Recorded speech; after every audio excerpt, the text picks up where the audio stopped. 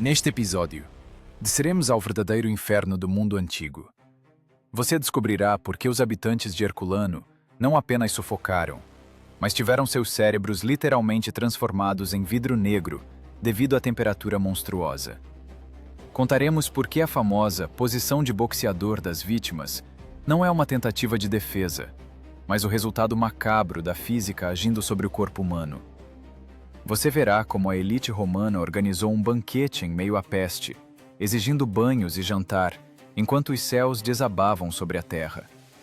Mas o mais chocante não está no momento da morte, e sim no que aconteceu logo depois. Revelaremos o segredo sujo das chamadas operações de resgate, que na verdade se transformaram em saque cínico. Você ouvirá como vizinhos roubavam vizinhos, passando por cima de corpos ainda quentes por causa do ouro. Está pronto para saber por que aquilo que você considera estátuas das vítimas é, na verdade, apenas um vazio assustador? E o que os arqueólogos do futuro encontrarão no lugar das nossas cidades se a história se repetir? Assista até o fim, porque a verdade sobre Pompeia é mais assustadora do que qualquer filme de catástrofe. Imagine que o ar em seus pulmões se transformasse subitamente em vidro moído. Imagine que o céu, sempre azul e compreensível, de repente se tornasse sólido e preto, como a tampa de um caixão fechando sobre sua cabeça. Você não está em guerra. Você não está em uma zona de combate. Você está no resort mais luxuoso do império mais poderoso da história da humanidade.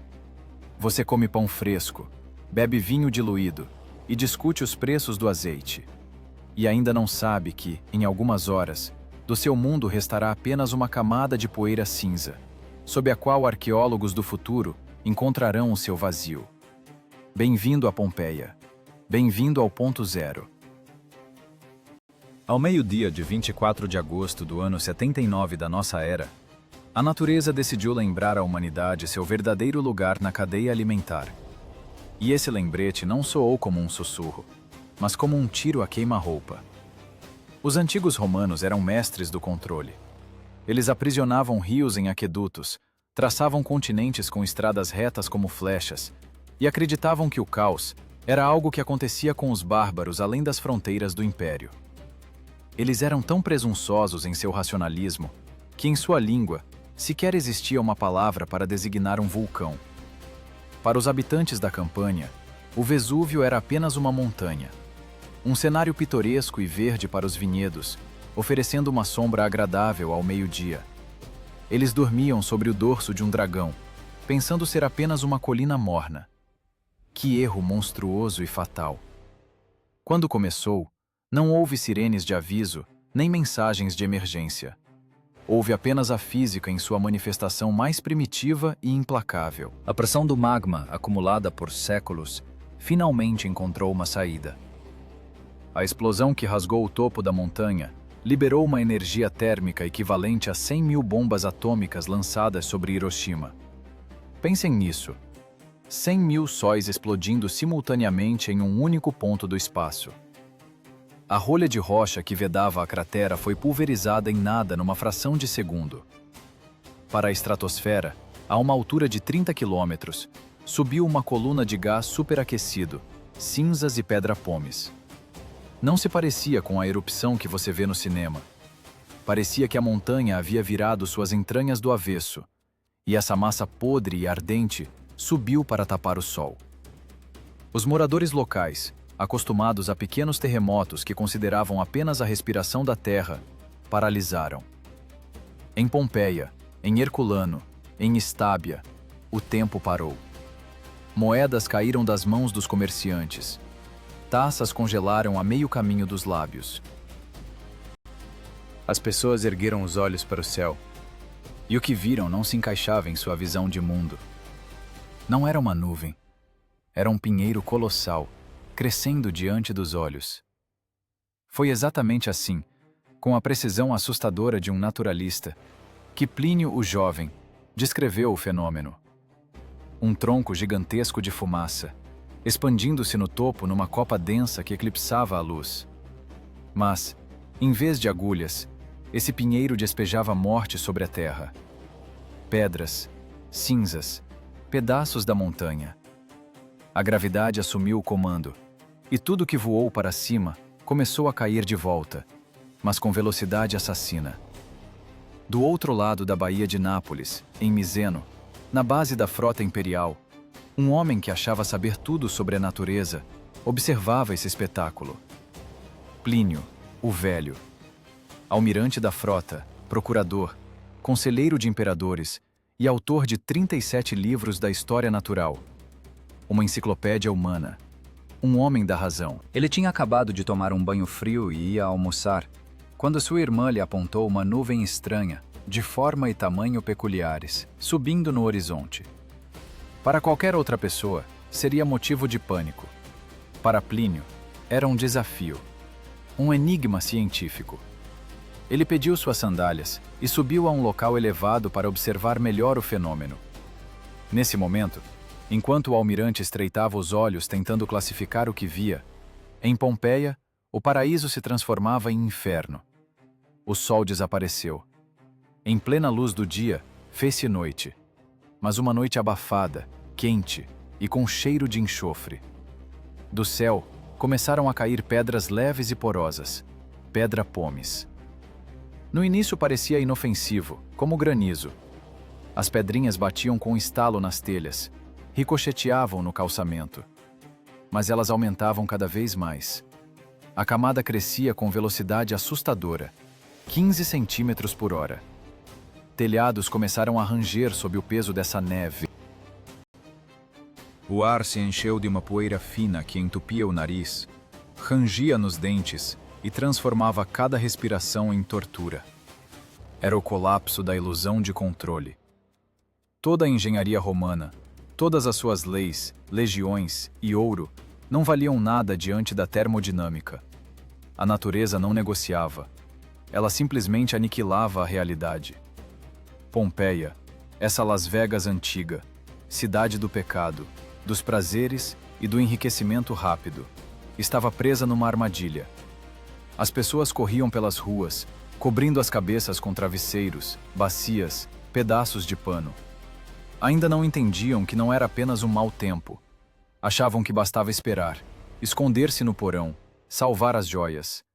Não sabiam que os porões se tornariam seus túmulos, e o ouro, metal inútil encontrado ao lado de seus esqueletos 2000 anos depois. Plínio, o Velho, em Miseno, ainda olhava para a nuvem.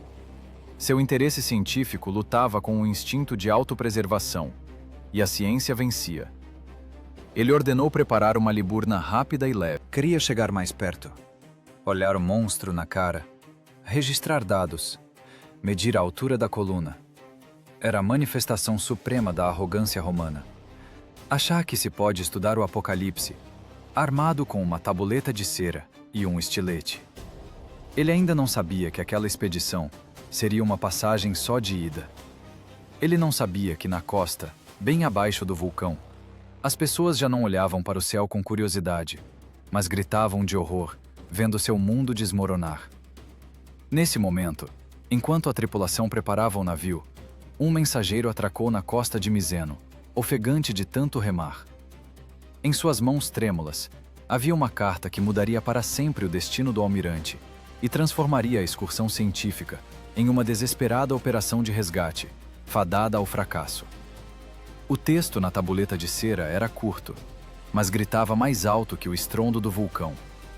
Era uma mensagem de uma mulher chamada Rectina, esposa de Tício. Sua vila ficava bem no sopé da montanha, numa zona que os vulcanólogos hoje chamam de zona de destruição total. Na carta não havia as frases elegantes típicas da tradição epistolar romana. Apenas medo nu e animal. Ela escrevia que o único caminho estava cortado. Atrás, penhascos íngremes. À frente, o mar, que de repente se tornara hostil. De cima, chuva de fogo. Rectina implorava para ser salva, arrancada das garras do pesadelo que, uma hora antes, era seu jardim aconchegante. Nesse momento, um interruptor invisível estalou na cabeça de Plínio, o Velho.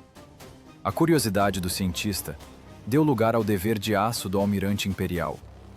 Ele largou o estilete e pegou a espada. Foi um momento decisivo que separou o destino de centenas de pessoas. Se tivesse ficado observando, o mundo talvez tivesse perdido um exemplo do maior heroísmo antigo, mas preservado uma mente brilhante. Mas Plínio era romano até a medula, e romanos não abandonam os seus. Ele dá uma ordem que hoje parece loucura, beirando o suicídio: tirar os quadrirremes das docas. Entendam a escala dessa decisão. Um quadrirreme não é um bote salva-vidas. É um navio de guerra pesado, um encoraçado antigo, criado para abalroar frotas inimigas e desembarcar legiões sobre a cabeça dos bárbaros. 4 fileiras de remos, centenas de remadores, um ariete poderoso. Plínio decide lançar todo o poder da frota romana contra um desastre natural. Era a quintessência da arrogância romana. Eles acreditavam sinceramente que disciplina, organização e gênio da engenharia podiam superar qualquer obstáculo, fosse o exército de Aníbal ou uma montanha enfurecida. O império estava acostumado a ditar as condições à realidade, e Plínio, como filho fiel de Roma, pretendia apresentar um ultimato ao Vesúvio. O porto de Miseno explodiu em atividade. Imagine o caos. Gritos de centuriões encobrindo o zumbido baixo da terra. O tropel de centenas de sandálias sobre os tablados de madeira. Cheiro de suor, pitche e o cheiro crescente de ovos podres, sulfeto de hidrogênio, que o vento já trazia através da baía. Os remadores, muitos dos quais eram escravos, ocupavam seus lugares, acorrentados aos bancos. Eles viam a parede negra no horizonte, sentiam a água tremer, mas o medo do chicote do feitor era maior que o medo do desconhecido. Era uma máquina movida a combustível humano, e Plínio a acionou na potência máxima. Ele subiu a bordo do navio Capitânia com a imperturbabilidade de quem sai para um passeio. Atrás dele, escrivães com tabuletas de cera. O almirante ditava observações: forma da nuvem, mudança na cor do céu, direção do vento. Ele transformou a ponte de comando de um navio de guerra em uma cátedra, continuando a fazer uma reportagem científica de dentro da boca do apocalipse. Você conseguiria manter o sangue frio vendo o mundo desabar ao redor? Ele conseguiu. Ele anotava cada movimento da desgraça, cada mudança na forma daquele cogumelo monstruoso, como se desafiasse o caos com sua mente calma e analítica. Ele queria salvar Rectina, sim, mas, mais ainda, ele queria entender. E esse desejo de saber seria sua sentença. A flotilha saiu do porto de Miseno e tomou o rumo sudeste, direto para o coração das trevas. Visto de fora, parecia surreal. Fileiras alinhadas de navios cortando ondas de chumbo sob um céu perfeitamente azul, que a cada milha ficava mais sujo. Eles iam ao encontro do fluxo de refugiados. Barcos, jangadas, tudo que podia flutuar vinha na direção deles, fugindo de Pompeia e Herculano. As pessoas nessas pequenas embarcações, sujas, queimadas, com olhos alucinados, gritavam aos marinheiros para voltarem. Acenavam, apontando para o inferno às suas costas. Mas os quadrirremes romanos seguiam em frente, sem diminuir o ritmo. Batida do tambor, o choque dos remos na água. Batida, choque. O ritmo da vontade imperial contra o caos da natureza. Quanto mais se aproximavam da costa, mais óbvio se tornava o erro catastrófico daquela missão. O céu acima deles deixou de ser céu. Tornou-se um teto baixo e opressivo de cinzas e fumaça. O dia deu lugar ao crepúsculo, mas não ao foscor da tarde, e sim a um mormaço abafado e incandescente. Nos conveses, começaram a cair os primeiros presentes do Vesúvio. Primeiro, uma poeira fina que cobriu os ombros dos marinheiros com uma caspa cinzenta. Depois vieram os pedaços de pedra-pomes, pedras leves, porosas, ainda quentes. Elas chiavam ao cair na água ao redor dos navios. A água fervia. Plínio estava na proa, e em seus olhos refletia-se a chama da montanha. Ele via o que ninguém vira antes. Raios nascendo dentro da nuvem vulcânica, devido ao atrito das partículas de cinza. Tempestades vulcânicas. Zigue-zagues cegantes cortavam a escuridão, iluminando a cena da morte das cidades com clarões estroboscópicos. Era bonito com aquela beleza terrível e hipnótica que mata. O almirante provavelmente achava que controlava a situação, que tinha um plano, que poderia chegar à praia, pegar as pessoas e ir embora.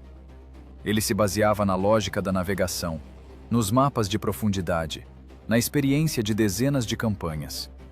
Mas esqueceu de considerar um detalhe que no mar decide tudo: o vento.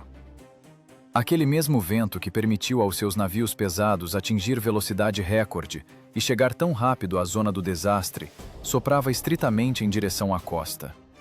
Ele os empurrava para a armadilha. Era um aliado que estava prestes a se tornar carcereiro.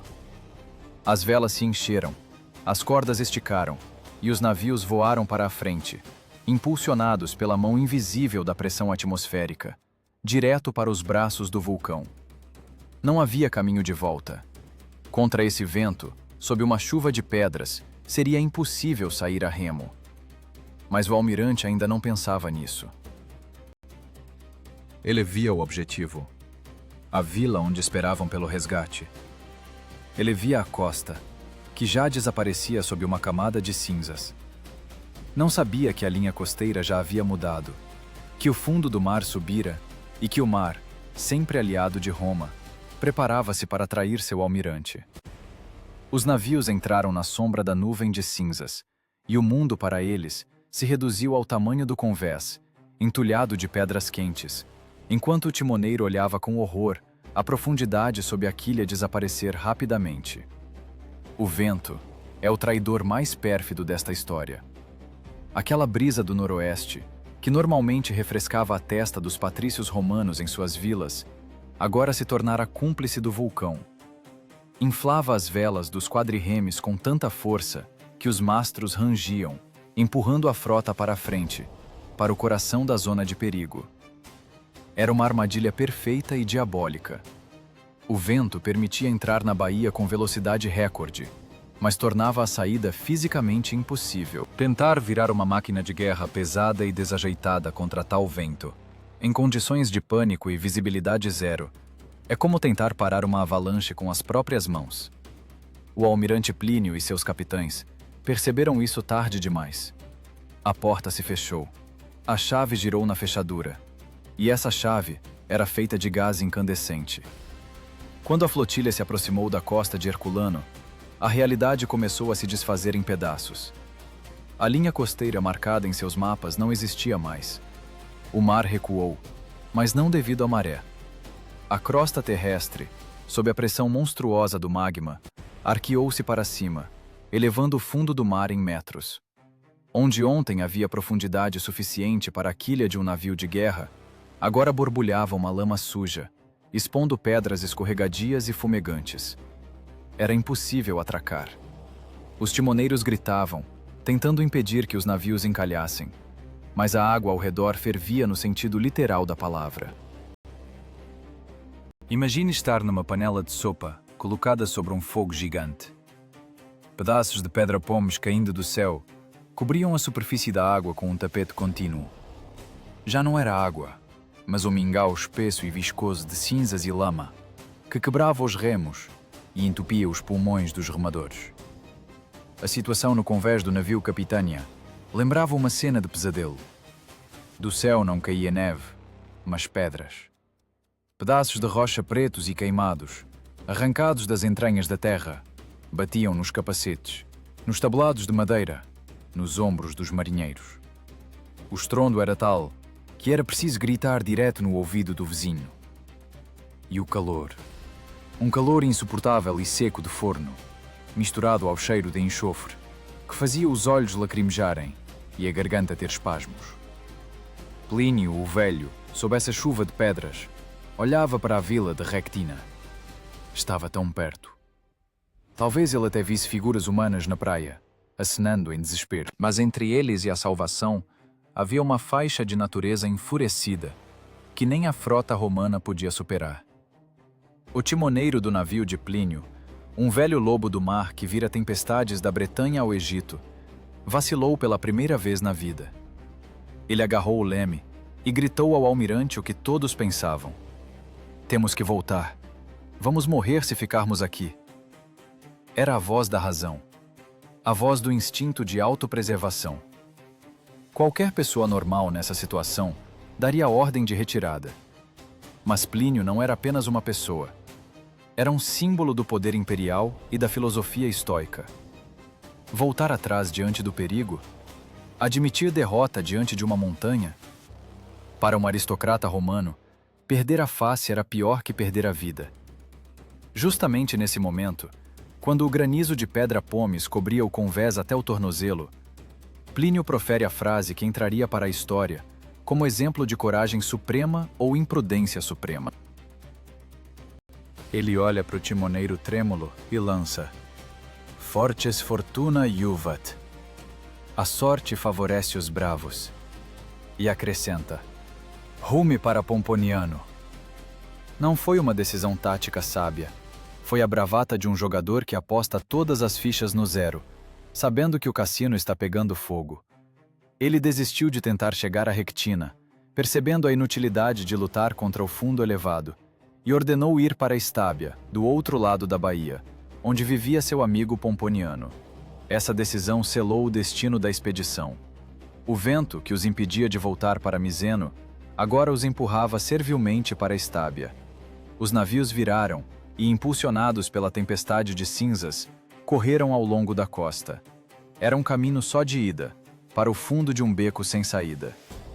Plínio achava que em Estábia estariam mais seguros, que lá poderiam esperar, reabastecer e talvez encontrar outro caminho de evacuação. Ele não entendia que estava apenas trocando uma cela de condenados à morte por outra, um pouco mais espaçosa, mas com fechaduras igualmente seguras.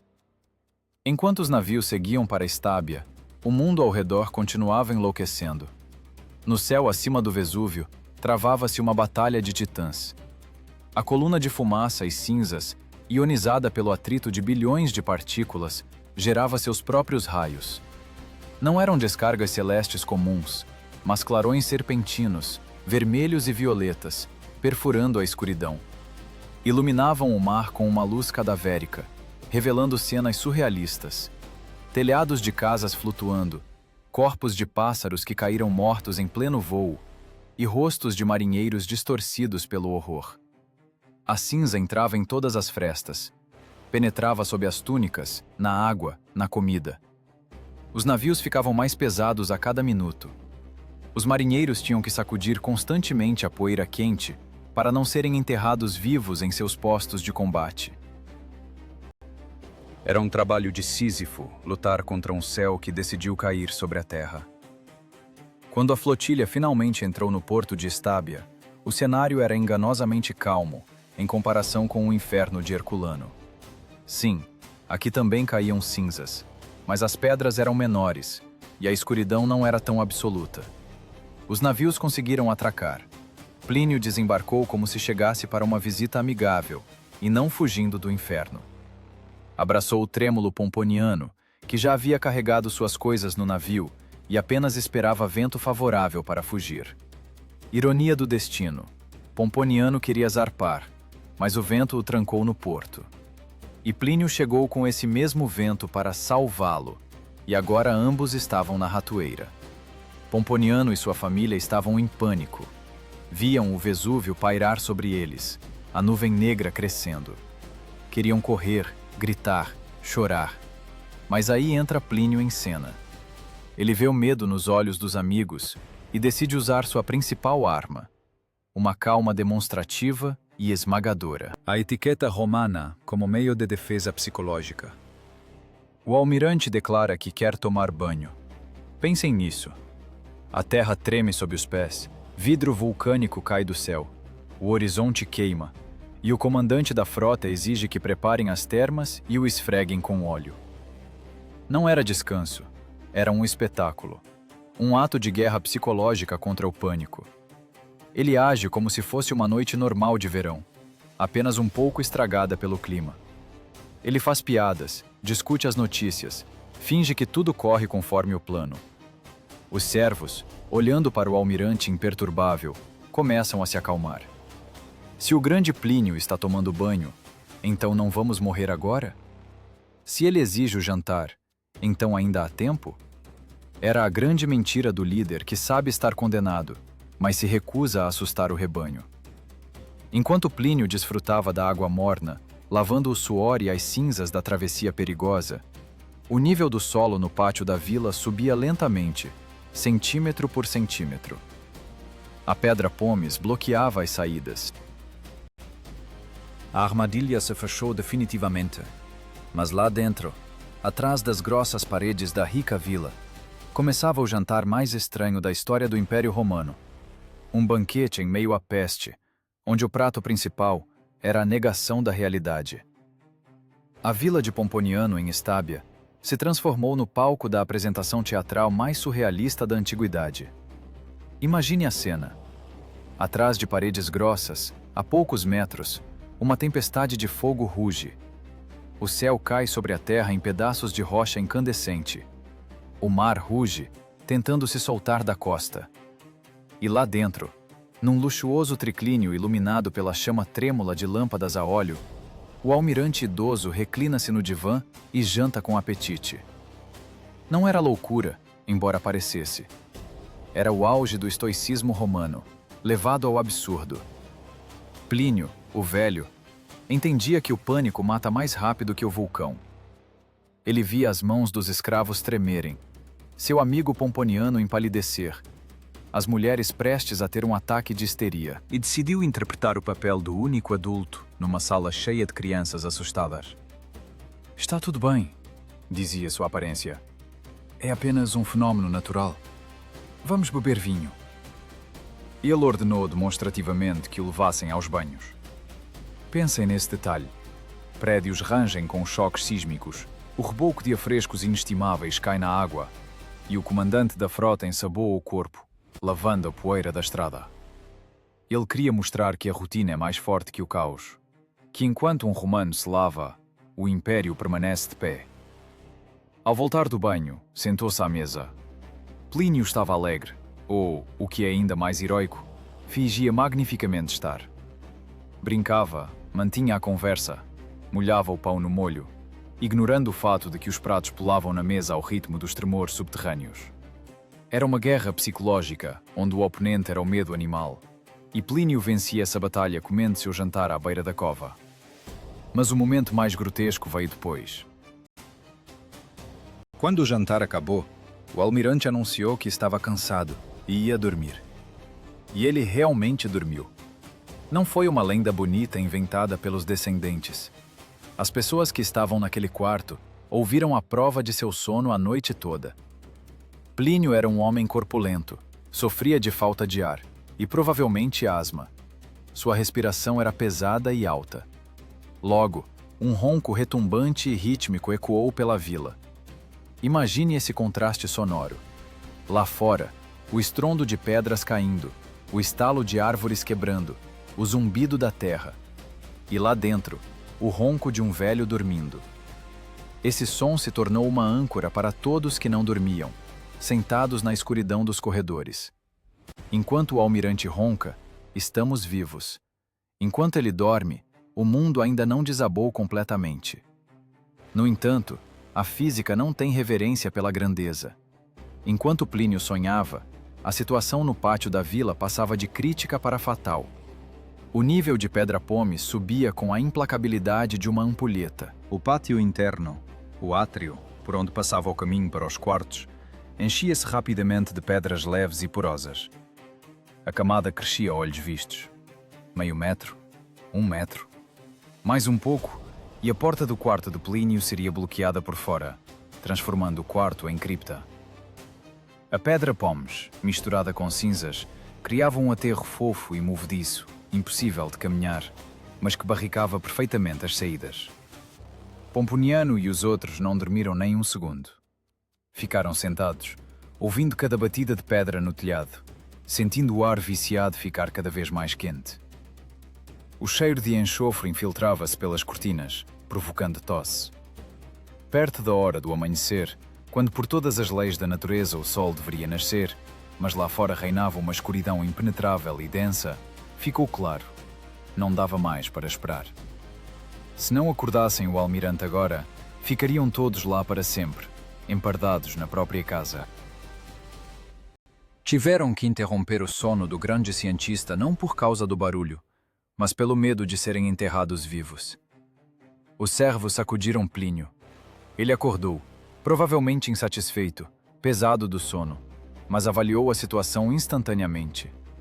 O ronco cessou, e em seu lugar veio a dura realidade. Sair para o pátio já era um problema. O nível da nevasca de pedra subira tanto que a porta abria com dificuldade, empurrando montes de pedra-pomes.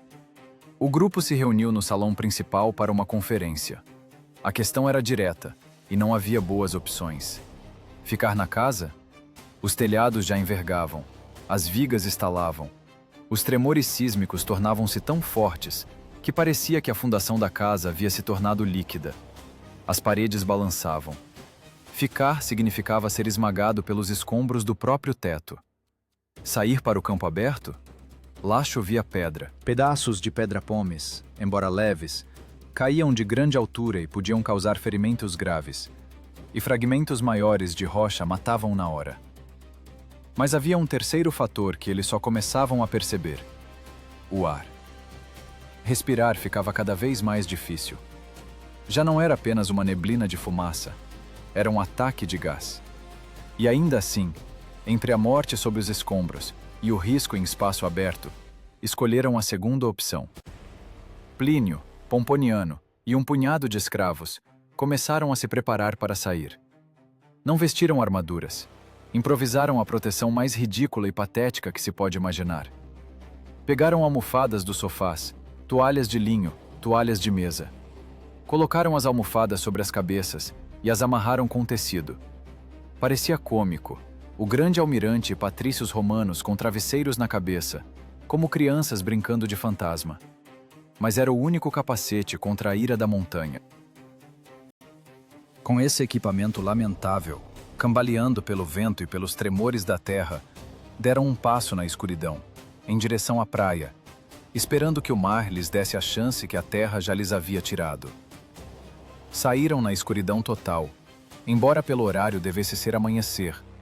Foi o cortejo mais estranho que o Império Romano já viu. À frente, apoiado pesadamente em 2 escravos, caminhava o comandante da frota mais poderosa da antiguidade. Atrás dele, senadores, cavaleiros, a elite da sociedade. E cada um tinha uma almofada amarrada na cabeça. Trouxas brancas de linho, presas por cordas ou toalhas sob o queixo. Se um observador externo visse isso em qualquer outro dia, acharia que era alguma saturnália louca, um baile de máscaras bêbado. Mas naquela manhã, o riso morreu. As almofadas eram a única coisa que separava seus crânios frágeis das pedras que caíam do céu. A pedra pomes, já não leve, mas encharcada de umidade e fogo, batia nesse capacete macio com um som surdo e nauseante. Batida. Mais uma batida. Era o ritmo de sua marcha para a salvação, que se tornava cada vez mais ilusória. O ar mudou. Se antes era apenas poeirento, agora tornara-se venenoso. Uma névoa amarelada rastejava pelo chão, agarrando-se às pernas. Enxofre. O cheiro do inferno. Não apenas um fedor desagradável, mas uma arma química da natureza. O dióxido de enxofre, em contato com a umidade das mucosas dos olhos e da garganta, transforma-se em ácido.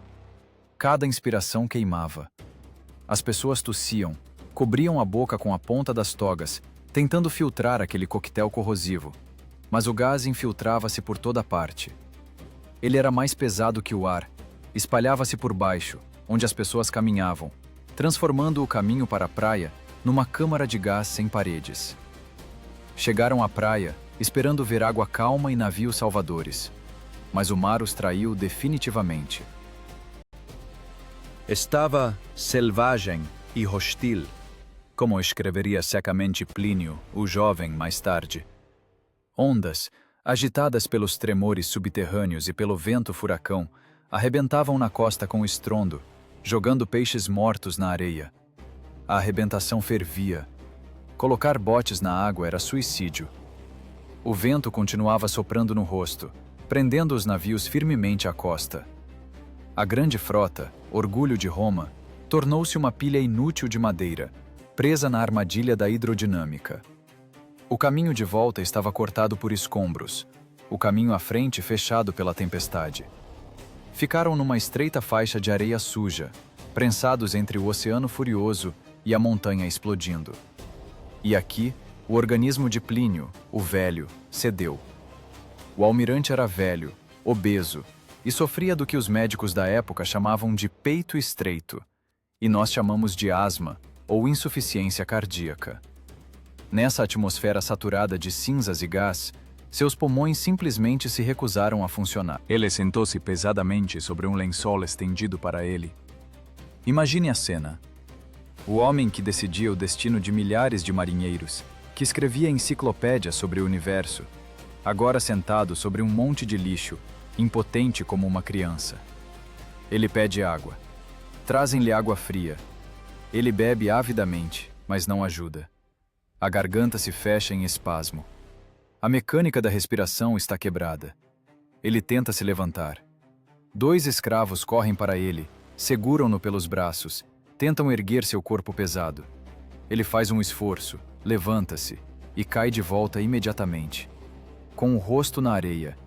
O coração não aguentou.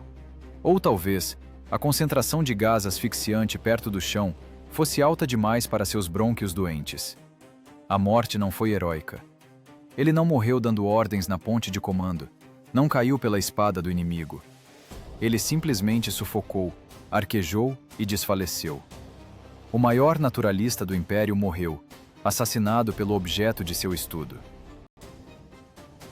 A natureza não lhe mostrou respeito, apenas o apagou, como se apaga uma vela. Os outros, vendo isso, cederam ao instinto animal. O pânico apagou a hierarquia. Amigos, clientes, servos, todos que um minuto antes captavam cada palavra do almirante, agora só pensavam na própria pele. O fogo se aproximava. O cheiro de enxofre tornava-se insuportável. Eles correram, dissolvendo-se na escuridão, deixando o corpo de seu protetor deitado na praia. O cadáver de Plínio ficou sozinho. Ao seu redor rugia o apocalipse, mas para ele já não importava. 2 dias depois, quando a luz finalmente retornasse a este mundo, o encontrariam no mesmo lugar, intacto. A roupa não estava rasgada, não havia ferimentos no corpo. Ele jazia como se estivesse apenas dormindo. Ironia do destino. O homem que queria registrar a morte da natureza em seus escritos, tornou-se ele próprio um monumento congelado dessa morte. Mas enquanto seu corpo esfriava na areia de Estábia, e os navios sem comandante balançavam impotentes nas ondas, o drama apenas ganhava força. Porque a verdadeira escuridão não estava ali. A verdadeira escuridão, densa, palpável, viva, cobria agora Miseno. Lá, no outro extremo da baía, o sobrinho de 18 anos do almirante, o próprio Plínio, o jovem, estava no terraço e via o mundo que conhecia desaparecer. Ele via a nuvem negra, parecida com uma fera gigante, descer das montanhas e rastejar pelo mar direto para ele. A história de um Plínio terminou numa praia suja, mas a história do outro, a história de sobrevivência no epicentro do pesadelo, estava apenas começando. E se o tio encontrou a morte com calma filosófica, o sobrinho teria que olhar nos olhos da loucura, onde os vivos invejariam os mortos.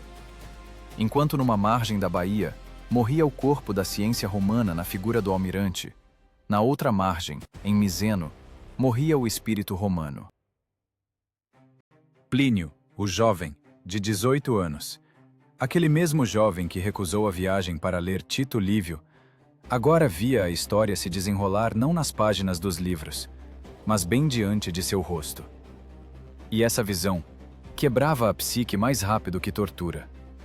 A terra sob os pés deixou de ser firme, tornou-se líquida. Os prédios ao redor não apenas tremiam, dançavam, saindo de suas fundações. Carroças, que as pessoas em pânico enchiam de pertences, andavam sozinhas. Nem pedras colocadas sob as rodas conseguiam segurá-las. Parecia que as leis da física haviam sido revogadas, e o mundo voltara ao estado de caos primordial, quando a matéria ainda não tinha forma. Miseno estava longe do vulcão, mas a geologia não conhece fronteiras no mapa. O mar de repente decidiu ir embora. Foi um tsunami reverso. A água não avançava.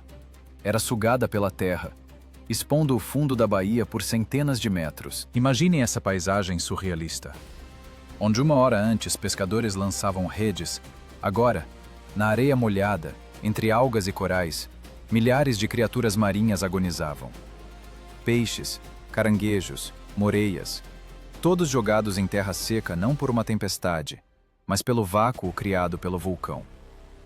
Parecia que o planeta fazia uma inspiração profunda antes de exalar fogo. Mas o mais assustador era o que acontecia atrás. Do leste, avançava sobre eles não uma nuvem. Era algo vivo. Uma massa negra e densa, perfurada por zigue-zagues de raios, rastejava pela terra, devorando tudo em seu caminho. Movia-se como uma torrente de lama, só que feita de gás e escuridão. Cobriu a ilha de Capri, apagou o cabo Miseno, e agora vinha atrás deles. Era uma corrida contra a morte, onde a linha de chegada não existia. Plínio agarra a mão de sua mãe, uma mulher corpulenta e idosa, que implora para que ele a deixe e se salve sozinho. "Vou te atrasar", diz ela. "Você é jovem, tem que viver." Mas o jovem, educado nos ideais da piedade filial romana, recusa. Ele a arrasta, passo a passo, para longe da escuridão que avança. Eles saem para a estrada, e aqui começa o verdadeiro inferno. Não era uma evacuação organizada. Era um rebanho de animais enlouquecidos. Milhares de pessoas gritando, empurrando umas às outras, pisoteando os caídos. Carroças atropelam a multidão. Cavalos enlouquecem. E sobre tudo isso paira a nuvem sinistra e antinatural, que finalmente alcança os fugitivos. Plínio toma uma decisão que talvez lhes tenha salvado a vida. Ele tira a mãe da estrada. "Se cairmos aqui, na via", grita ele através do barulho, "seremos simplesmente pisoteados na escuridão pelos nossos próprios vizinhos." Eles se afastam para o campo, sentam-se no chão, e nesse momento o mundo se apaga. Chega a escuridão. Não aquela escuridão de uma noite sem lua na floresta, não o crepúsculo de um dia nublado. Era a negritude absoluta e palpável de uma cripta selada. Plínio descreverá isso com precisão assustadora. Uma escuridão como a de um quarto hermeticamente fechado quando se apaga a lâmpada. Você não vê a própria mão perto do rosto. Você não vê a pessoa sentada a um cotovelo de distância. Você perde a orientação espacial. Cima, baixo, direita, esquerda. Tudo desaparece. Resta apenas o som. E esse som era o mais terrível. Tente imaginar um coro de milhares de vozes, mas ninguém canta nesse coro. Mulheres guincham, homens rugem de impotência. Crianças choram de forma fina e estridente. E o mais macabro, a chamada. Nessa escuridão absoluta, onde os olhos são inúteis, as pessoas procuravam umas às outras pelas vozes. Pais chamavam filhos pelos nomes. Crianças gritavam mãe. Esposas chamavam maridos. Os sobreviventes transformaram-se em cegos, tentando encontrar pelo tato os cacos de suas famílias no epicentro do fim do mundo. Uns lamentavam sua própria morte, outros a dos seus. Escreveria depois Plínio. Justamente nesse momento, ocorreu uma ruptura teológica na consciência dos romanos. Toda a sua religião, todos os seus templos, sacrifícios e álgores revelaram-se mentira. Onde estava Júpiter? Onde estava Netuno? Não estavam. Havia apenas um vazio negro. As pessoas erguiam as mãos para um céu que não viam, mas não com orações, e sim com maldições.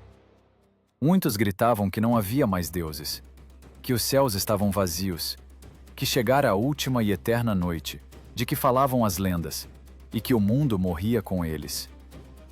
Era o egocentrismo do horror.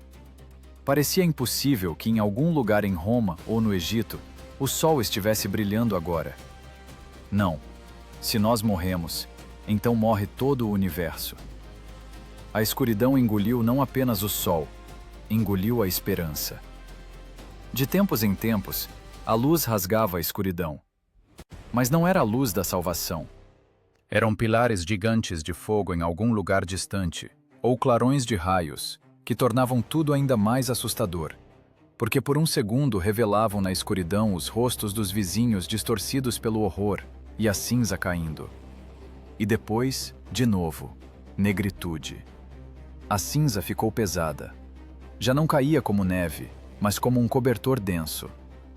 Plínio e sua mãe tinham que levantar constantemente e sacudi-la. Se não fizessem isso, se cedessem ao cansaço e deitassem, a cinza os cobriria em meia hora, e nunca mais levantariam, esmagados pelo peso da montanha. A psicose atingiu o pico. As pessoas começaram a implorar pela morte. Chamavam-na como libertação. Muitos erguiam as mãos aos deuses, mas a maioria afirmava que já não havia deuses em lugar nenhum. O medo da morte, paradoxalmente, transformou-se no desejo de morrer, apenas para acabar com aquela tortura da espera. Rumores se espalhavam na escuridão como vírus. Alguém gritava que viu a montanha rachar ao meio. Alguém dizia que gigantes desceram à terra. A mente racional de Plínio registrava tudo isso, mas até ele, futuro senador e jurista, sentia o hálito frio da loucura tocar sua nuca. Ele acreditava que parecia junto com o mundo todo. Um grande consolo para um mortal. Partir não sozinho, mas com tudo o que existe.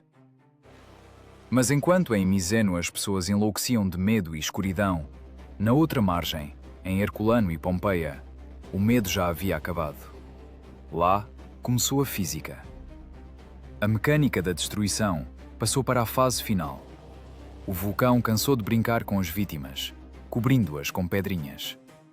A coluna de gás e cinzas, que se manteve no céu por quase um dia, perdeu a inércia. A gravidade venceu a pressão. A colossal coluna da morte, suspensa na estratosfera, começou a desabar. Milhões de toneladas de rocha incandescente precipitaram-se para a Terra para gerar o fenómeno que os cientistas chamarão de fluxo piroclástico, uma avalanche da qual é impossível fugir, esconder-se ou salvar-se. O tempo dos avisos acabou. Começou o tempo de apagar. O drama no céu terminou e começou a mecânica da aniquilação. Até aquele momento, o Vesúvio apenas assustava, cobrindo as cidades com lixo. Agora ele partiu para a limpeza. O colapso gravitacional da coluna eruptiva é um termo que esconde a força mais terrível do planeta. Imagine uma torre de gás incandescente e pedras com 30 quilômetros de altura. Em algum momento, a pressão na cratera cai, e esse pilar gigante, sem sustentação por baixo, desaba sobre a Terra com seu próprio peso. Não é água, não é lava, é um fluxo piroclástico. Uma mistura de gás, cinzas e pedras, aquecida à temperatura de um forno de fundição, que desce a encosta na velocidade de um carro de corrida. 100, 200, 300 km por hora. Não dá para fugir disso. Não dá para escapar de biga. É uma parede de morte que se move mais rápido do que você consegue se assustar. Herculano recebeu o primeiro golpe. A cidade estava perto demais, na zona de impacto direto. O que aconteceu lá não é tragédia, é pura física da evaporação. Por muito tempo, pensou-se que as pessoas lá sufocaram. Mas a ciência moderna nos fala de coisas muito mais macabras e, ao mesmo tempo, misericordiosas. A temperatura da primeira onda que cobriu Herculano ultrapassava 500 graus Celsius. É uma temperatura em que a biologia deixa de existir. Olhe para os abrigos de barcos na praia.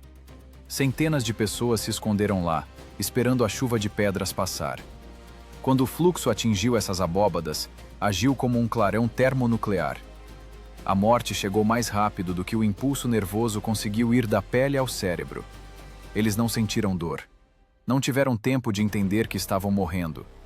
Foi uma transformação térmica instantânea. Os tecidos moles evaporaram em frações de segundo. O líquido no organismo passou instantaneamente para o estado gasoso. A pressão dentro das caixas cranianas subiu tão bruscamente que os ossos simplesmente não aguentaram. Os crânios explodiam de dentro para fora, como caldeiras a vapor superaquecidas. O cérebro fervia e se transformava em vidro. Isso não é uma metáfora. Arqueólogos encontram dentro dos crânios dos habitantes de Herculano uma massa negra vitrificada. Neurônios que viraram obsidiana. A natureza mostrou aqui sua terrível humanidade. Matou-os antes que pudessem dar o último suspiro. Com Pompeia foi diferente. A cidade ficava mais longe e a onda mortal demorou mais para chegar, perdendo o grau de fúria. Quando o fluxo piroclástico atingiu as muralhas de Pompeia, sua temperatura caiu para 300 ou até 250 graus. Não era suficiente para a evaporação instantânea, mas suficiente para a execução mais dolorosa que se pode imaginar. Aqui a morte foi lenta. Ela deu às pessoas tempo para sentir tudo. O primeiro impacto do fluxo arrancou os andares superiores dos prédios, levando telhados como folhas de outono. Mas aqueles que estavam nos porões ou no térreo não foram mortos pelo impacto, foram mortos pelo ambiente. O ar aqueceu instantaneamente a temperatura de um forno onde se assa carne. A primeira inspiração queimava a traqueia e os brônquios. O tecido pulmonar fino era destruído na hora. Mas não era apenas calor. O ar estava saturado de cinza fina, essencialmente pó de vidro. Misturando-se com a umidade nos pulmões, essa cinza virava cimento. As pessoas não apenas sufocavam, elas se concretavam por dentro a cada inspiração convulsiva. É aqui que vemos o fenômeno que os médicos legistas chamam de posição de boxeador. Olhe para os moldes dos corpos. As pessoas jazem encolhidas, com as mãos no rosto, joelhos puxados ao peito. Por muito tempo, românticos diziam que tentavam se proteger do impacto, proteger o rosto. A ciência cínica refuta isso. Não é defesa, é fisiologia do choque térmico. Com o aquecimento brusco, tendões e músculos se contraem, cozinham, flexionando violentamente os membros. O corpo se enrola em um nó sozinho, sob a ação da temperatura extrema. Não é uma posição de luta pela vida. É a posição de uma batalha perdida contra a termodinâmica. O Vesúvio matava seletivamente. Numa casa, uma família estava à mesa de jantar e foi coberta tão rápido que continuou sentada. Em outra, saqueadores que tentavam roubar prata caíam direto sobre seus sacos com o butim. Gladiadores na caserna, presos em grilhões, não tiveram sequer chance teórica. Queimaram vivos, incapazes de sair do lugar. Um cachorro, preso na corrente, arqueou-se em agonia mortal. E essa sua curva ficou impressa nos séculos de forma mais terrível que qualquer pose humana. Mas o legado mais macabro de Pompeia é o vazio. O que os turistas fotografam hoje nos museus, o que chamam de homens de pedra, não são corpos, são buracos. Os corpos das vítimas foram cobertos por uma camada de metros de cinza quente. A cinza esfriou e endureceu, virando pedra. Dentro desse casulo de pedra, a carne se decompôs, apodreceu, desapareceu. Restaram apenas o esqueleto e o vazio, repetindo exatamente a forma do corpo no momento da morte. As dobras da roupa, a expressão do rosto, os dedos retorcidos, tudo isso ficou impresso na pedra. Quando no século XIX, o arqueólogo Giuseppe Fiorelli teve a ideia de preencher esses vazios com gesso, cometeu um ato de necromancia. Deu forma àqueles que desapareceram. Não olhamos para estátuas, olhamos para o vácuo que um dia foi um ser humano. Vemos os últimos segundos de sua dor, fixados para sempre. Eis um homem tentando levantar. Eis uma mãe cobrindo o filho, embora fosse inútil. A temperatura atravessou seu corpo e matou a criança com a mesma rapidez. Eis dois amantes, ou talvez apenas duas pessoas assustadas, abraçadas antes do fim. O gesso preencheu o vazio onde antes batia um coração, onde ardiam pulmões, onde a mente gritava de horror. Era uma linha de montagem da morte. A primeira onda matou quem estava nas ruas.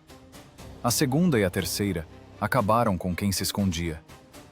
A quarta onda, a mais poderosa, enterrou a cidade definitivamente. Na manhã de 25 de agosto, Pompeia não existia mais. No lugar da cidade florescente, havia um deserto plano e cinza. Nem telhados, nem colunas, nem árvores. Apenas um campo fumegante de cinzas, sob o qual jaziam milhares de cápsulas do tempo, com mortos dentro. A natureza fez uma limpeza perfeita. Nenhum sangue, nenhuma decomposição à vista. Apenas cinza estéril e silêncio. A ironia da situação é que justamente esse método de assassinato deu imortalidade às vítimas. Se tivessem morrido pela lava, teriam sido apagadas. Se fosse terremoto, teriam sido esmagadas. Mas o fluxo piroclástico as conservou. Criou um arquivo perfeito. Selou a cidade numa embalagem a vácuo, preservando não apenas paredes e afrescos, mas o próprio momento do horror. Sabemos o que comeram no último almoço, que cáries tinham e que sandálias usavam. O Vesúvio destruiu suas vidas, mas preservou sua morte com um nível de detalhe que nenhum imperador mereceu. Foi uma troca cruel. A vida em troca da memória eterna na forma de um molde de gesso numa vitrine de museu. Quando a cinza finalmente assentou, e o sol 2 dias depois iluminou novamente a campanha, os sobreviventes viram um mundo novo. A linha costeira mudou. O rio Sarno mudou de curso. As montanhas pareciam diferentes. E onde ficavam as cidades, havia apenas uma planície cinzenta. Mas a natureza humana é tal que, mesmo à beira do inferno, mesmo sobre o túmulo da civilização, a primeira coisa que as pessoas pensaram não foi arrependimento, e não foi luto. O primeiro pensamento foi: lá embaixo ficou o ouro. E assim que a terra esfriou um pouco, entraram em cena não os salvadores, mas aqueles para quem a catástrofe era apenas uma oportunidade. Começou o segundo capítulo da tragédia, a Era dos Saqueadores. O silêncio sobre a cidade morta durou pouco. Assim que a terra parou de tremer e a cinza formou a primeira crosta, novos heróis surgiram na planície cinza e sem vida. Ou melhor, abutres. Não eram salvadores vindos para ajudar os soterrados. Não eram parentes enlutados procurando corpos de entes queridos para o enterro. Eram pessoas com picaretas, pás e sacos. A catástrofe para eles não era tragédia, mas oportunidade de negócio. O maior cemitério do Império transformou-se na maior mina de ouro. A civilização romana, que costumamos exaltar pelo direito e pela ordem, mostrou aqui sua verdadeira face predadora. A ganância revelou-se mais forte que o medo dos deuses, mais forte que o horror da morte, e certamente mais forte que o respeito pelos mortos. Imagine essa cena. A superfície ainda está quente. As solas das sandálias derretem se ficar parado muito tempo. O ar ainda cheira a enxofre queimado, e as pessoas cavam a terra. Não vieram ao acaso. Entre eles havia sobreviventes, escravos, libertos, até donos de vilas que conseguiram fugir no primeiro dia. Eles sabiam exatamente onde no átrio estava escondido o cofre, onde sob o assoalho estava a prata da família, em que nicho ficava a estátua de bronze inestimável. Tinham um mapa do tesouro na cabeça e estavam prontos para atravessar o inferno para monetizar seu conhecimento. Assim surgiram as toupeiras. Essas pessoas abriam poços verticais através de metros de cinza compactada e pedra pomes, para chegar aos telhados ou andares superiores dos prédios. E aí começava uma navegação subterrânea surrealista. Eles não saíam à superfície para ir de casa em casa. Eles quebravam as paredes. Imagine. Você desce ao quarto de um patrício rico, pega tudo de valor e depois simplesmente abre um buraco para o quarto vizinho, para a casa vizinha, para o quarteirão vizinho. Arqueólogos escavando Pompeia séculos depois encontraram labirintos inteiros desses túneis de saqueadores.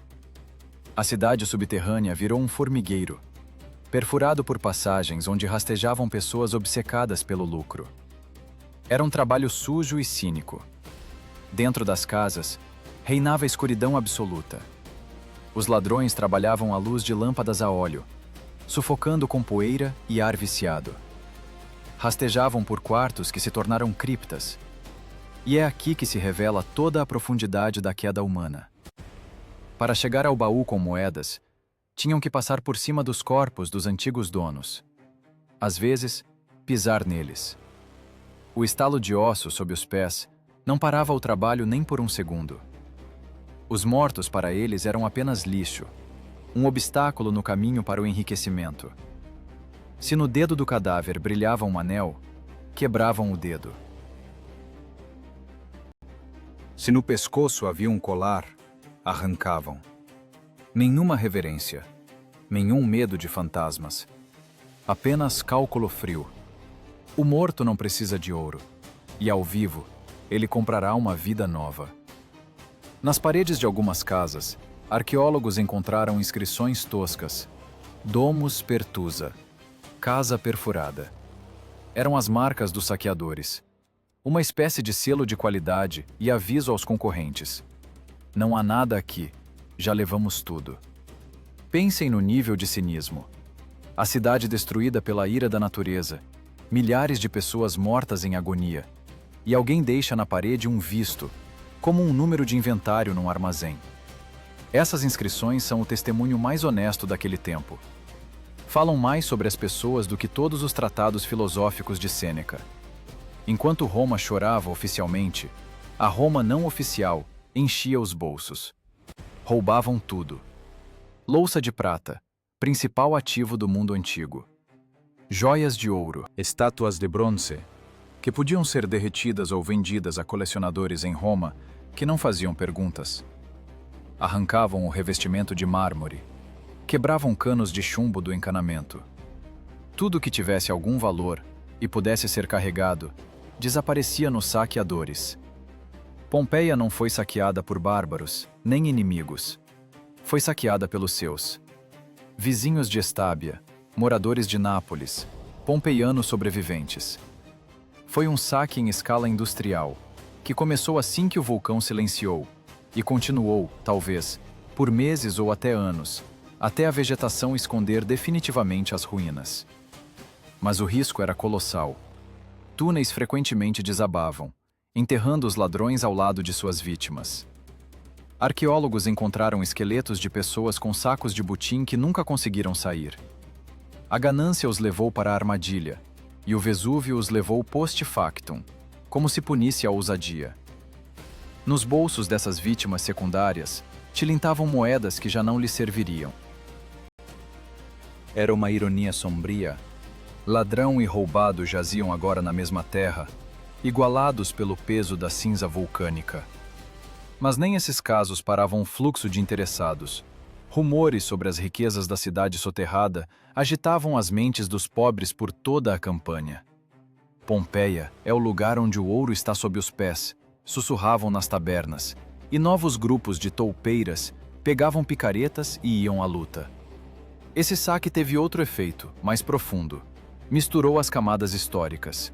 Os saqueadores, quebrando paredes e revirando coisas, violaram a intocabilidade virgem do local da catástrofe.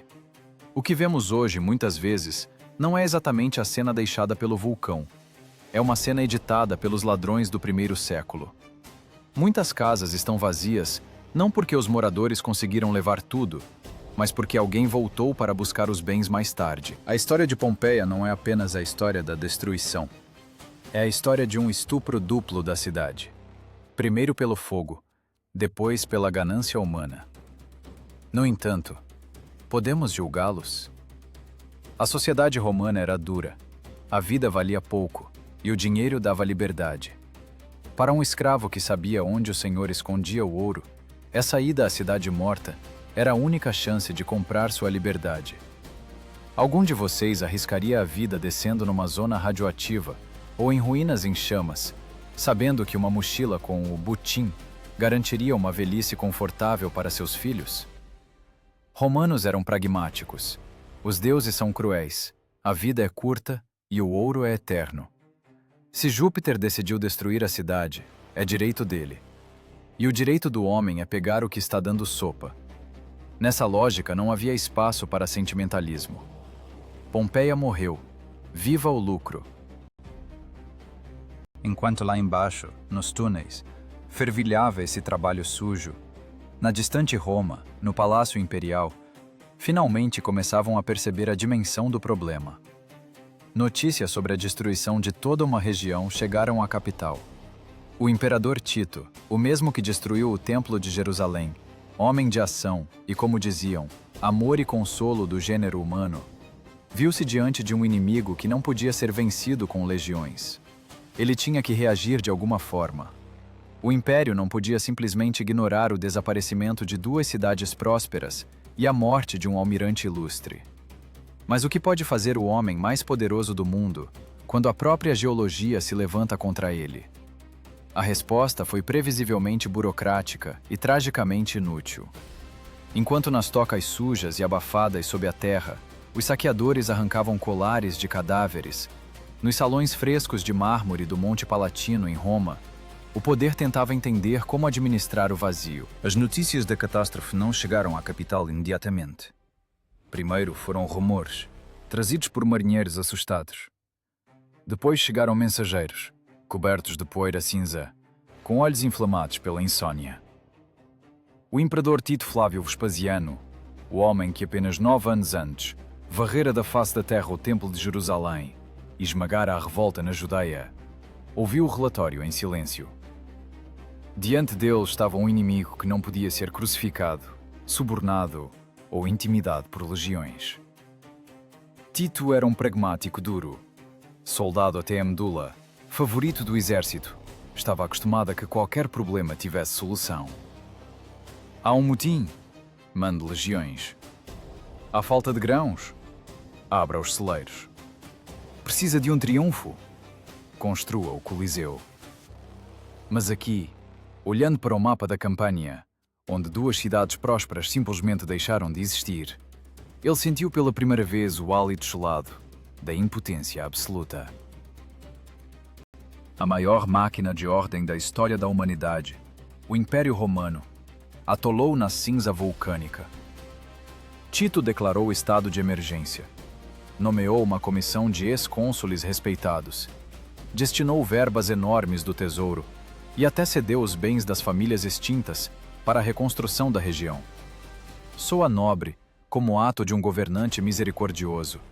Amor e deleite do gênero humano, como o chamavam os bajuladores. Mas vamos encarar a verdade. Quando essa comissão de alto escalão em togas caras chegou ao local, encontrou silêncio. Foram reconstruir cidades e encontraram uma paisagem lunar. Não havia ruas para pavimentar. Não havia templos para oferecer sacrifícios. Não havia cidadãos para cobrar impostos. A fronteira entre mar e terra fora apagada. O rio Sarno, principal artéria comercial da região, virou pântano.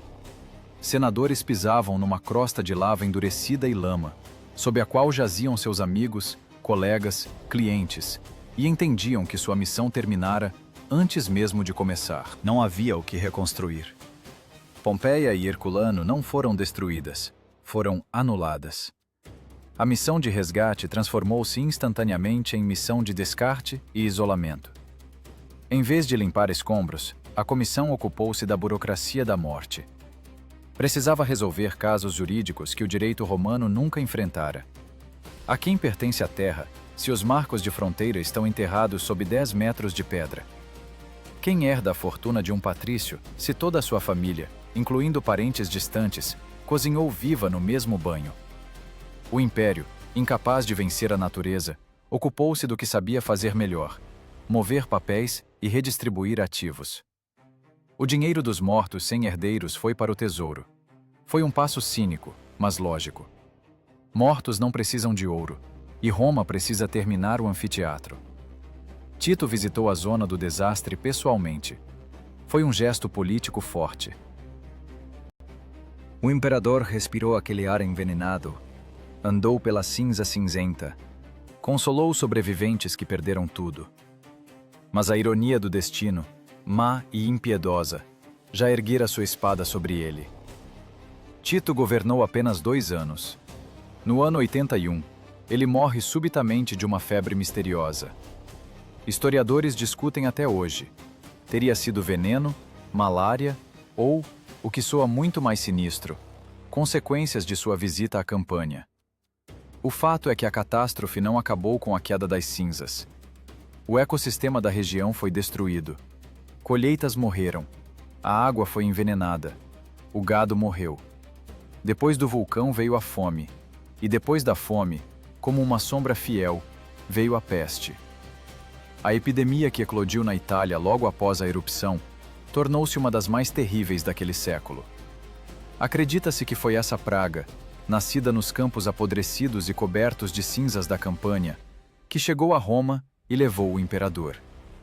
O Vesúvio alcançou César até em seu palácio dourado. O vulcão mostrou que para ele não há intocáveis.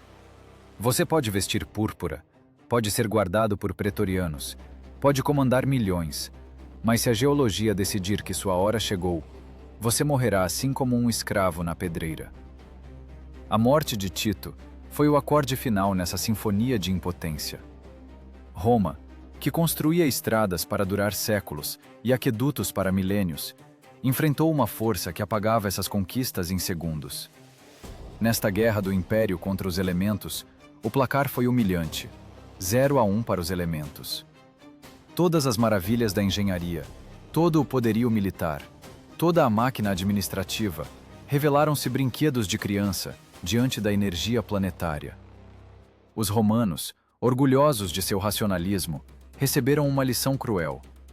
A civilização é uma película fina na superfície de um caldeirão fervente.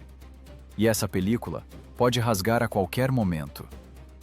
Após a morte do imperador e o fracasso das tentativas de reconstrução, Roma tomou a única decisão possível. Uma decisão ditada pelo medo e pelo desejo de esquecer a derrota vergonhosa. Esquecer. Simplesmente riscar essas cidades da memória. O território foi declarado amaldiçoado. Não se podia morar lá, não se podia construir. Os nomes de Pompeia e Herculano começaram a desaparecer dos documentos oficiais, dos mapas rodoviários, da fala cotidiana. O Império lançou sobre o local da tragédia uma espécie de feitiço de silêncio. Damnatio memoriae, a condenação da memória, geralmente aplicada a traidores e tiranos. Mas aqui, o traidor era a própria terra. Gradualmente, ano após ano, década após década, a natureza cicatrizou a ferida. No lugar dos campos cinzentos, cresceu grama, surgiram arbustos. Raízes de árvores envolveram os telhados de vilas escondidos sob a terra. Camponeses que voltaram a essas terras gerações depois já não sabiam o que havia sob seus pés. Chamavam o local apenas de Lativita, a cidade, lembrando vagamente lendas de que ali viveram pessoas. Plantavam vinhedos, cujas raízes cresciam através dos ossos de patrícios romanos, e bebiam vinho nutrido pelos minerais da cinza vulcânica. O ciclo se fechou. A vida continuou, usando cinicamente as cinzas dos mortos como adubo. Mas nesse esquecimento, escondia-se o maior paradoxo da história. Roma, ao tentar esquecer Pompeia, na verdade a salvou para a eternidade. Se as cidades fossem escavadas naquela época, no primeiro século, teriam sido saqueadas totalmente. O mármore levado, as pedras roubadas para novas construções. Herculano e Pompeia teriam desaparecido, dissolvido na Idade Média, como desapareceram centenas de outras cidades antigas. Mas o Vesúvio, esse assassino cruel, atuou como o curador de museu mais confiável.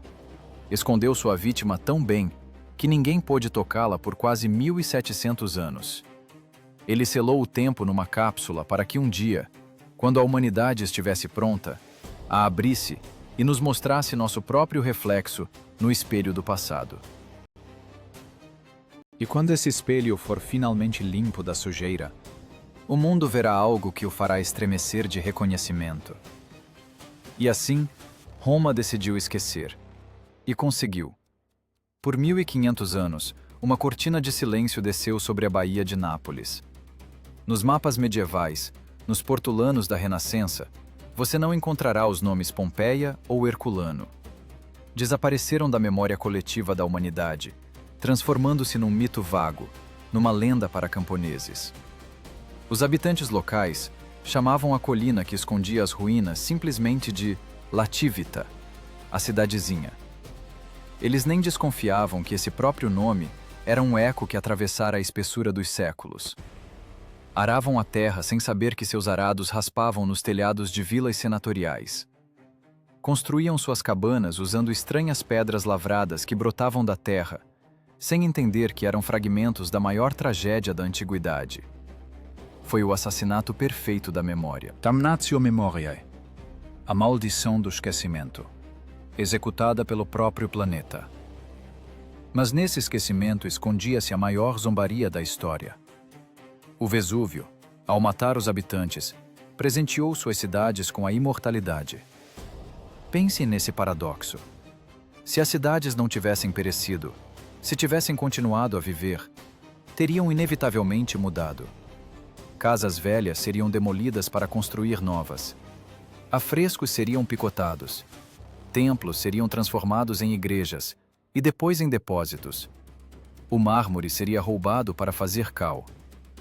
O tempo é um ácido que corrói o passado lenta, mas certamente. Uma cidade comum morre aos poucos, trocando de pele camada por camada, até não restar nada do original. Mas Pompeia não morreu. Foi congelada. O Vesúvio atuou como um arquivista genial, embora louco. Cobriu tudo com uma camada hermética de concreto vulcânico, criando condições perfeitas de armazenamento. Sem ar, sem umidade, sem luz, sem pessoas. Apenas escuridão e paz. O vulcão conservou o momento no tempo, como uma mosca no âmbar. Preservou para nós não apenas a pedra, mas a vida. O pão no forno que o padeiro não teve tempo de tirar, a lã na cesta que a escrava não terminou de fiar, ovos na mesa, preparados para o almoço que nunca aconteceu. Até os grafites nas paredes, essas inscrições momentâneas e bobas como Caio esteve aqui ou Samos é ladrão, que geralmente são lavadas pela primeira chuva, foram preservados para sempre. Quando no século XVIII a picareta de um operário perfurou acidentalmente uma abóbada e o mundo viu novamente aquelas paredes, foi um choque. Não vimos ruínas brancas majestosas, às quais estávamos acostumados em Roma. Vimos um mundo colorido, brilhante, gritante. Vimos que a antiguidade não era estéril. Ela era parecida conosco, assustadoramente parecida. Encontramos lá fast food, termopólios, onde vendiam comida quente para a viagem, porque muitos não tinham cozinha em casa. Encontramos slogans eleitorais onde candidatos prometiam mundos e fundos. Encontramos reclamações sobre impostos altos e preços do vinho. Olhamos nesse espelho, limpo das cinzas, e vimos nele nosso reflexo. Esse conhecimento foi comprado a um preço terrível. Caminhamos pelas ruas de Pompeia, admiramos mosaicos, tiramos selfies com o Vesúvio ao fundo. Mas cada passo nosso é um passo sobre a cova de alguém. Todo esse grandioso museu a céu aberto é uma cena de crime, onde as provas não foram removidas por 2000 anos. Nós, modernos, agimos como saqueadores do espírito. Consumimos a tragédia deles como entretenimento. Transformamos a morte deles em atração turística. E nisso há um cinismo supremo. A perdição deles tornou-se nosso lazer. Mas talvez essa seja a única forma de imortalidade acessível ao homem. Tornar-se uma peça de exposição sobre a qual os descendentes vão se admirar. O Vesúvio nos provou uma verdade simples e terrível. Não somos os donos aqui. Somos inquilinos. E o contrato de aluguel pode ser rescindido pelo locador a qualquer segundo sem aviso prévio. Os romanos achavam que tinham conquistado o mundo, que suas estradas eram eternas e seus deuses onipotentes. Mas bastaram 24 horas para transformar seu orgulho em pó. A arrogância romana chocou-se com a realidade geológica e perdeu de lavada. A natureza não liga para nossas conquistas, para nossos planos, para nossos empréstimos e hipotecas. Ela não é má nem boa. Ela é simplesmente indiferente. E essa indiferença é mais assustadora que qualquer ódio. A história de Pompeia não é uma história sobre um vulcão. É uma história sobre fragilidade. Olhe para suas cidades, para seus arranha-céus de vidro e concreto, para seus túneis subterrâneos de metrô. Parece monumental? Parece que é para sempre? Os habitantes de Pompeia também pensavam assim. Eles bebiam vinho, riam, amavam e faziam planos para o dia seguinte. Exatamente no momento em que a montanha sobre suas cabeças já iniciara a contagem regressiva. Não somos diferentes deles. Vivemos exatamente assim, sobre a crosta fina de um planeta em resfriamento, que a qualquer momento pode decidir se coçar. O Vesúvio agora dorme, mas não morreu. Apenas acumula forças. E quando você for fazer planos para daqui a 5 anos, lembre-se de Plínio, que só queria tomar banho, ou do marinheiro que só queria voltar para casa. Lembre-se das órbitas vazias dos moldes de gesso. Eles também achavam que tinham tempo. E eis a última pergunta que você deve se fazer hoje antes de dormir, ao apagar a luz. Se amanhã nosso céu cair sobre a Terra, se nossa civilização desaparecer em um dia sob uma camada de cinzas ou água, o que restará de nós daqui a 2000 anos? Arqueólogos do futuro encontrarão em nossas mãos livros e ferramentas, ou nos encontrarão segurando smartphones numa última tentativa de filmar nossa própria morte para as redes sociais? O que nossas cinzas contarão sobre nós? Roma construía estradas para durar séculos, e o Vesúvio as apagou em segundos, mostrando quem é o verdadeiro imperador aqui.